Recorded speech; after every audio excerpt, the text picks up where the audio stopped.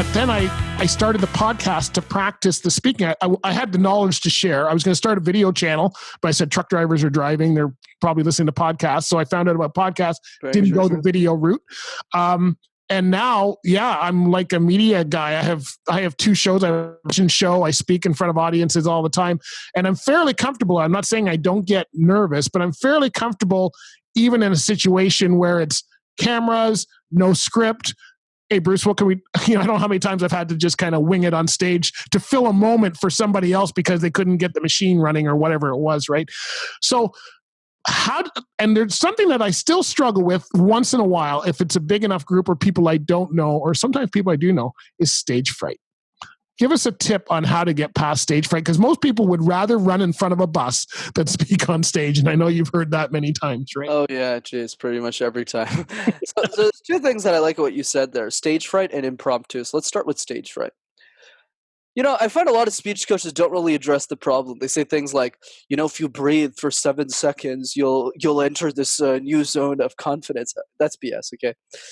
The way that we understand public speaking fear is to first diagnose the problem. Where does it come from, right? For some reason, across cultures, India, Canada, US, Europe, doesn't matter where you're from. For some reason, we all share this fear and we don't know why. Let's dive in and break that down.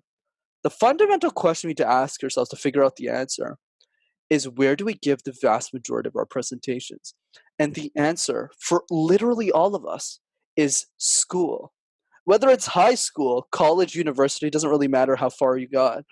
Most of the presentations you give in that area. But here's the issue. Me and you are sitting in high school together, and 3 things happen.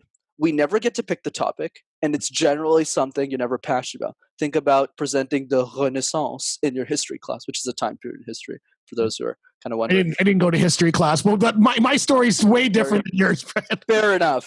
But at some point you presented, right? Grade 1, grade 2, grade 3, it doesn't matter, right? At some point you were exposed to presentation. That's a fun first thing. Second thing is the students do not care. Not because they don't care about you. You're probably a good person. It's because they're worried about their own presentation. They got to present like in 10 minutes. They're not listening to you. They're worried about themselves. And then you have a teacher who's very well educated, very well intentioned, but is too stressed to coach 60, 30, 40 students that she has to go through, or he has to go through in 2 classes. So what's the punchline?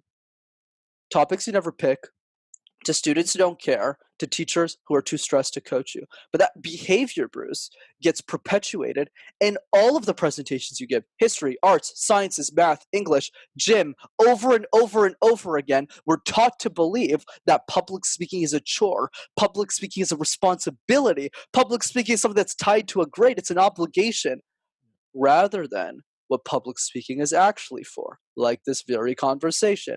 A way to make a change, a way to share an idea that matters, a way to articulate something we want to fight for, something we believe in. That's where the fear stands from. That's where the fear comes from. So eliminating fear does not mean drinking a glass of water before you get on stage, but rather means understand first where it comes from and realize that the fear has nothing to do with you. It's not your fault.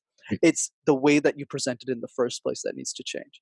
Yeah, very, very good words. And I find that for business as well. If you're passionate about something, you will take it further. I've started lots of businesses before the ones I've got now, and they never really went anywhere. Not that they weren't good. I just wasn't passionate. But everything I'm doing now is passion from within for me. So I keep going with it.